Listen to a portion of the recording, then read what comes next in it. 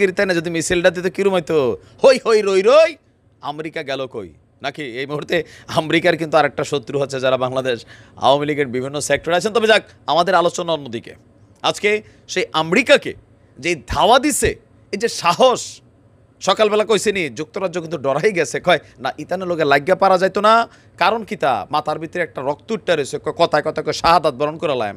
আচ্ছা, এরকম যদি নিয়ত করে লড়াই করে পারা যায়? পারা যায় না।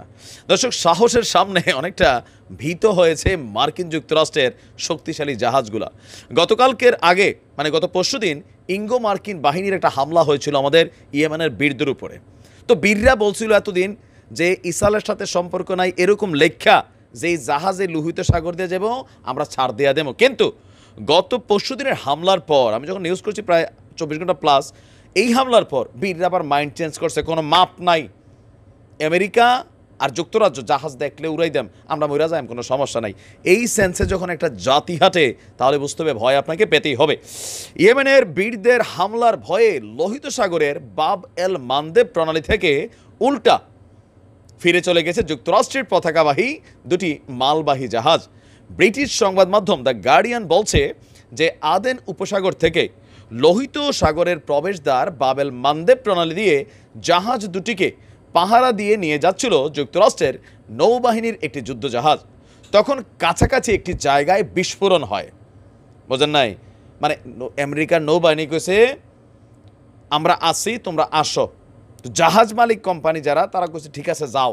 কিন্তু যাইয়া যখন দেখছে যে আমেরিকা থাকতে কোনো ভরসা নাই, আমরা রিতেনের তো মাতামত আউলাই রয়েছে, বুঝছেন না, যে একটা আক্রমণ চালাইছে ইঙ্গো মার্কিনীরা।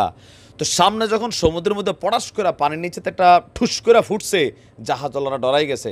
তো নৌবাহিনীর তারা আয়ো আয়ো আয়ো আগাও, না যাইতাম না, নমুনাটা বালা না, আমাদের জাহাজের ভিতরে কোটি কোটি টাকার মালামাল আছে। তো তারা করছে কি, এই আমেরিকান নৌবাহিনীর উপরে তারা ভরসা না পাইয়া উল্টা জাহাজটা যেই রোডে আসিল ঠিক ওই রোডে আবার ফিরে চলে গেছে।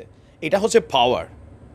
ভয় ভয় আমেরিকার সাথে যুদ্ধ করে আমরা টিকবো না, কিন্তু আমাদের এই অঞ্চলটাকে আমরা যখন কন্ট্রোলিং করি তখন বুঝতে হবে আমেরিকার মতন পরাশক্তিও ঘাড় নোয়ায়, কারণ ইকোনমি ইজ পাওয়ার, এটা জাতির মেরুদণ্ড।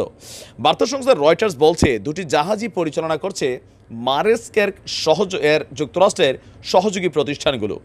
জাহাজগুলো মার্কিন প্রতিরক্ষা মন্ত্রণালয়, পররাষ্ট্র মন্ত্রণালয়, ইউএসএইড এবং অন্যান্য সরকারি প্রতিষ্ঠানের পণ্য পরিবহন করে থাকে। দেখেন, সরকারি জিনিসে তারা এখন নিতে সাহস পায় না।